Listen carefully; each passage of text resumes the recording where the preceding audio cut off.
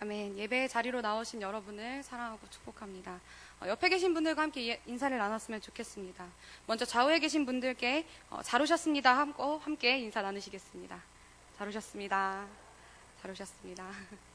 네, 다음으로는 앞뒤에 계신 분들과 사랑합니다, 축복합니다 하고 함께 인사 나누시겠습니다.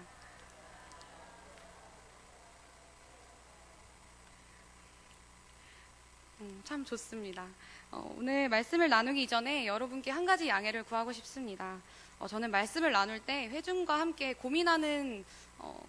많이 고민하고 생각하는 그런 설교를 나누고 있는데요.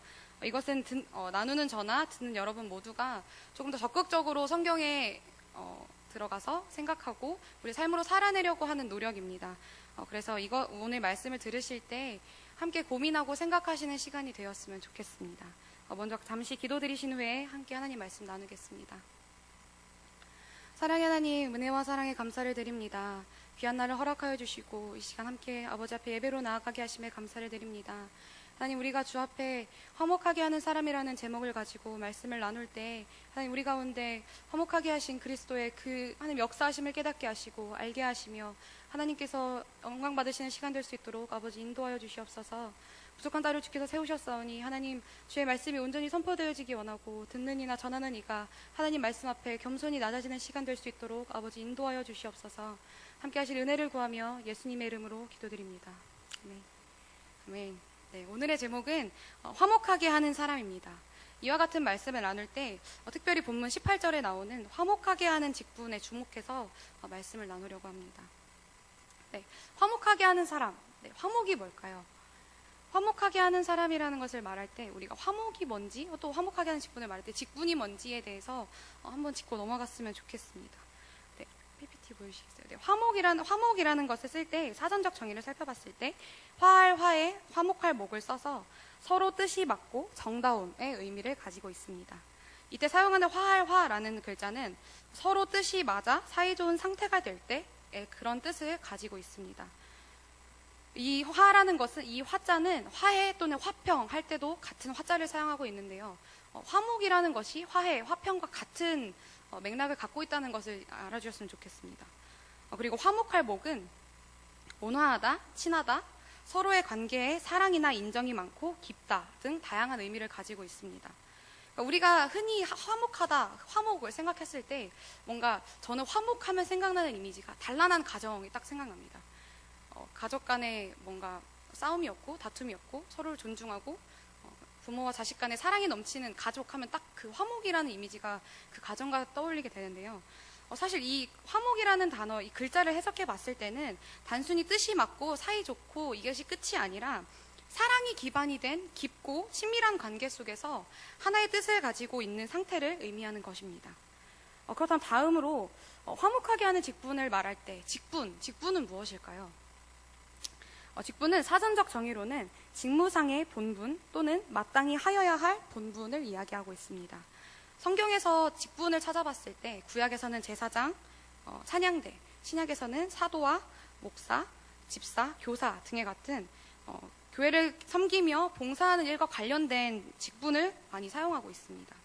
오늘날 교회 안에는 목사님, 장로님, 집사님, 교사들 많은 직분을 두고 많은 직분이란 이름의 타이틀이 존재하지만 원래 성경에서 의미하는 직분이라는 것은 그 직분 그 자체가 아니라 그 주어진 이름에 맞게, 집사는 집사답게, 교사는 교사답게 그 주어진 이름에 맞게 책임감을 갖고 맡겨진 일을 마땅히 해내는 사람의 의미로 알 수 있습니다. 살펴본 화목과 직분의 의미들을 조합해 본다면 우리는 화목하게 하는 직분이라는 것은 사랑이 기반이 된 관계를 이뤄가는 일에 책임감을 갖고 임하는 사람이라고 생각할 수 있을 것입니다. 말이 좀 어렵죠? 쉽게 말하자면 공동체에 속한 사람들이 하나의 뜻을 가지고 사이좋게 지내는 일을 맡은 사람입니다. 이해가 가시나요? 화목하게 하는 사람, 화목하게 하는 직분을 맡았다는 것은 이 공동체가 하나의 뜻을 갖도록, 그리고 그 하나의 뜻 안에서 그것을 이뤄가도록, 그 일을 해내도록 그 일을 맡은 사람들이 화목하게 하는 직분을 맡은 사람이라는 것입니다. 하나의 뜻을 가지고 사이좋게 지내도록 한다. 이것은 어떤 뜻일까요? 굉장히 딱 생각하면 사이좋게 지내고 하나의 뜻을 가지고 사이좋게 지내고 굉장히 쉬운 것 같으면서도 약간 추상적인 이미지입니다. 마치 아이들에게 얘들아 어떻게 하면 공부 잘할 수 있어? 이러면 물어봤을 때 잘이요, 잘하면 돼요 하는 것처럼 굉장히 쉬우면서도 추상적인 느낌을 가지게 돼요. 그래서 우리는 어떻게 하는 것이 우리가 이 사이좋게 하나의 뜻을 가지고 사이좋게 지내도록 하는 것인지 이것을 나누려고 합니다. 첫 번째로는 우리가 공동체 안에서 권면이 이루어져야 된다는 것입니다. 데살로니가 전서 5장 11절에서 14절 말씀입니다. 함께 봉독하시겠습니다. 그러므로 피차 권면하고 서로 덕을 세우기를 너희가 하는 것 같이 알아. 형제들아, 우리가 너희에게 구하노니 너희 가운데서 수고하고 주 안에서 너희를 다스리며 권하는 자들을 너희가 알고 그들의 역사로 말미암아 사랑 안에서 가장 귀히 여기며 너희끼리 화목하라. 또 형제들아, 너희를 권면하노니 게으른 자들을 권계하며 마음이 약한 자들을 격려하고 힘이 없는 자들을 붙들어주며 모든 사람에게 오래 참으라. 아멘. 성경에서 말하는 권면은 이런 것입니다. 권면이라는 것은 알아듣도록 권하고 격려해서 힘쓰도록 하는 일입니다. 공동체 안에서 권면이 이루어져야 하는 이유는 우리가 하나의 뜻을 품고 같은 목적지를 향해 나아가고 있기 때문입니다. 우리가 하나님 안에서 한 마음을 품고 한 곳을 바라보면서 나아갈 때 때로는 육신의 연약함이나 아니면 마음의 어려움, 삶에서 벌어지는 여러 가지 일들로 인해서 지치는 사람이 생길 수도 있습니다. 또는 다른 뜻을 품는 사람이 생길 수도 있고 다른 목적지를 향하여 나아가는 사람이 생길 수도 있습니다. 그렇기 때문에 우리는 끊임없이 서로를 돌아봐야 하고 돌보아야 합니다. 그리고 이 여정 속에서 낙오되는 사람이 없도록 우리가 목표하는 그 하나의 뜻을 가지고 한 그 목적지를 향해 나아갈 수 있도록 우리는 서로를 돌보아야 합니다. 권면이라는 것은 서로 간의 관심이나 사랑이 없이는 불가능합니다. 관심이 없고서는 이 사람이 무엇이 필요한지, 어떤 충고가 필요하고 어떤 것이 필요한지, 어떤 것으로 격려해야 할지, 위로해야 할지 우리는 알아차릴 수가 없습니다. 그리고 권면은 상호 간의 존중이 없이는 일어날 수 없습니다. 이 사람을 격려했을 때, 위로했을 때, 충고했을 때 존중이 없이는 자신의 의도대로 그것이 전달될 수 없고 또한 존중이 없이는 그 의도대로 그것을 받아들일 수가 없습니다. 우리는 관심과 존중 속에서 서로를 격려할 때 하나님께서 원하시는 화목한 공동체를 이루어갈 수 있습니다. 두 번째로는 우리의 본질을 기억해야 한다는 것입니다. 마가복음 9장 50절 말씀입니다. 함께 읽겠습니다. 소금은 좋은 것이로되 만일 소금이 그 맛을 잃으면 무엇으로 이를 짜게 하리요. 너희 속에 소금을 두고 서로 화목하라 하시니라. 네. 소금의 본질이 무엇일까요? 성경에서는 소금이라는 단어가 여러 군데 나오고 있습니다. 우리는 세상의 빛과 소금이면서 그리고 그 역할을 감당해야 너희는 세상의 소금이다 라는 말씀을 누가복음과 마가복음, 마태복음에 걸쳐서 이야기하고 있습니다. 소금이 무엇이기에 우리에게 너희 속에 소금을 두라고 하는 것일까요? 소금은 짠맛이라는 본질을 가지고 있습니다. 소금이 아니고서는 짠맛을 낼 수 있는 것이 없습니다. 소금이 짠맛을 잃으면 성경에서는 거름으로도 쓸데없어 밖에 버려지게 된다고 이야기하고 있습니다. 우리 안에 소금을 두라는 것은 우리 안에 우리의 본질을 잃지 않고 화목해야 한다. 우리의 본질을 유지한 채로 우리는 화목해야 한다고 말하는 것입니다. 그렇다면 우리의 본질은 무엇일까요? 로마서 5장 10절에 보면은 곧 우리가 원수 되었을 때 그의 아들의 죽으심으로 말미암아 하나님과 화목하게 되었은즉 화목하게 된 자로서는 더욱 그의 살아나심으로 말미암아 구원을 받을 것이니라. 예수께서 하나님과 우리를 화목하게 하셨을 뿐만 아니라 그로 인해서 우리를 구원을 얻게 하셨습니다. 그러므로 우리의 본질이 되셨습니다. 우리의 본질은 바로 예수 그리스도입니다. 하나님께서 예수 그리스도를 통하셨을 때 세상과 화목하신 것처럼 우리도 우리 안에 예수 그리스도를 본질로 두었을 때 우리는 세상과 또는 서로와 하나님과 화목할 수 있습니다. 소금이 짠맛을 잃으면 그것을 대신할 수 없어서 짠맛을 내는 것은 잃게 됩니다. 어떤 것으로도 짠맛을 낼 수 없게 됩니다. 이처럼 우리도 우리 안에 예수님이 존재하시지 않는다면 우리의 본질이 그냥 흩어져 버리고 만다면 이 역할을 감당할 수 있는 존재가 사라지는 것과 마찬가지입니다. 우리가 우리의 본질을 기억할 때 우리는 우리에게 맡기신 그 화목이라는 것을 우리는 감당할 수 있습니다. 마지막 세 번째로 우리는 화목해야 하는 이유를 알아야 할 것입니다. 그 이유는 오늘의 본문에 잘 나와 있습니다. 제가 읽겠습니다. 모든 것이 하나님께로서 났으며 그가 그리스도로 말미암아 우리를 자기와 화목하게 하시고 또 우리에게 화목하게 하는 직분을 지셨으니 곧 하나님께서 그리스도 안에 계시사 세상을 자기와 화목하게 하시며 그들의 죄를 그들에게 돌리지 아니하시고 화목하게 하는 말씀을 우리에게 부탁하셨느니라. 그러므로 우리가 그리스도를 대신하여 사신이 되어 하나님이 우리를 통하여 너희를 권면하시는 것 같이 그리스도를 대신하여 간청하노니 너희는 하나님과 화목하라. 하나님이 죄를 알지도 못하신 일을 우리를 대신하여 죄로 삼으신 것은 우리로 하여금 그 안에서 하나님의 의가 되게 하려 하심이라. 우리가 화목해야 하는 이유는 하나님께서 그리스도를 통하여 우리와 화목하게 하셨기 때문입니다. 또한 우리에게 화목하게 하는 직분을 단순히 그냥 주신 것일 뿐만이 아니라 이것을 우리에게 부탁하셨기 때문입니다. 고린도전서 3장 9절 말씀에 보면은 우리는 하나님의 동역자들이요 너희는 하나님의 밭이요 하나님의 집이니라 라고 말하고 있습니다. 하나님의 동역자라는 것은 하나님께서 하시는 그 일에 우리가 동참할 수 있도록 우리를 부르셨다는 것입니다. 위에서 내려지는 명령에 대해서 홀로 수행하는 것이 아니라 하나님께서 하시는 일에 우리가 함께 이뤄가도록 동역자로서 우리를 부르셨다는 것입니다. 이 말은 사실상 굉장히 엄청난 것입니다.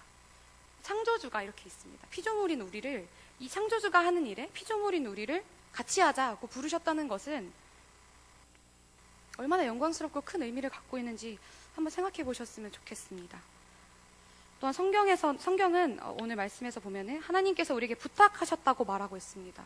부탁이라는 것은 승낙과 거절이 전제되어 있는 것입니다. 우리에게 그냥 부탁하셨다는 것은 우리가 사람과 사람 사이에 너 이것 좀 해줄래? 싫음 말고 이게 아니라 하나님께서 부탁하셨다는 것은 우리에게 자율성을 주시고 우리의 의지를 가지고 하나님의 동역자로서 기꺼이 참여할 수 있도록 우리에게 그 자리를 허락하셨다는 것입니다. 하나님께서 그리스도를 통하여 자기와 세상을 화목하게 하시는 그 일에 우리를 동역자로 부르시고 그 일을 행하도록 우리에게 부탁하셨습니다. 우리는 믿는 자로서 마땅히 이 일을 행하여야 할 줄로 믿습니다.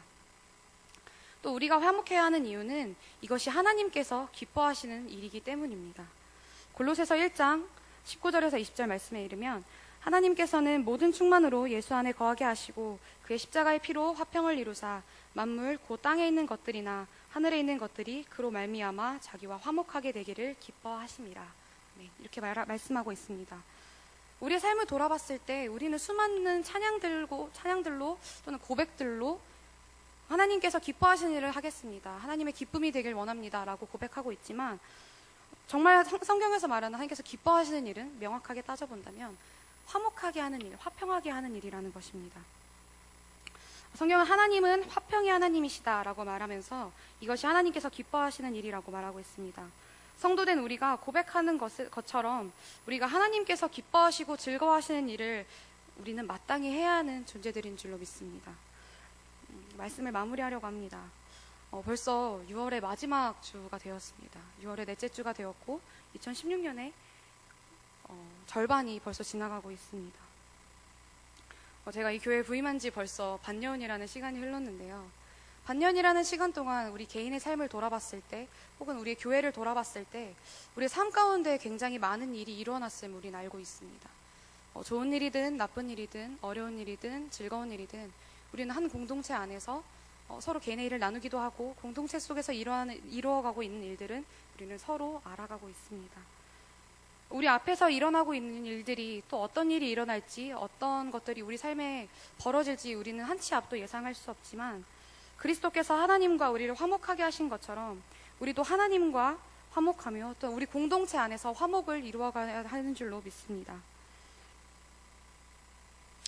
많은 것이 달라지고 또 새로워질 때를 우리가 맞이하게 되었습니다. 이때에 우리가 더욱 힘쓰고 애써야 할 이때 서로가 서로를 좀 돌아보는 시기가 되었으면 좋겠습니다. 옆에 있는 사람들 혹은 함께하는 동역자들, 같은 셀이든 셀과 공동체원들과 주변에 있는 이들을 좀 돌아보며 우리의 공동체가 하나님과 화목하고 우리 안에서 화목할 수 있도록 우리가 하나님 안에서 애쓰는 그런 시간이 되었으면 좋겠습니다. 하나님의 동역자 되신 여러분, 하나님께서 우리를 부르시고 함께하자고 부르신 그 일들에 하나님의 동역자로서 나와 함께하자고 부르신 그 일에 우리가 순종함으로 그 일을 이뤄갔으면 좋겠습니다. 그리고 하나님께서 기뻐하시는 공동체로서 이 광주 동산교회가 서가기를 주님의 이름으로 축복합니다. 이 시간 함께 우리의 마음을 담아서 찬양을 드렸으면 좋겠습니다.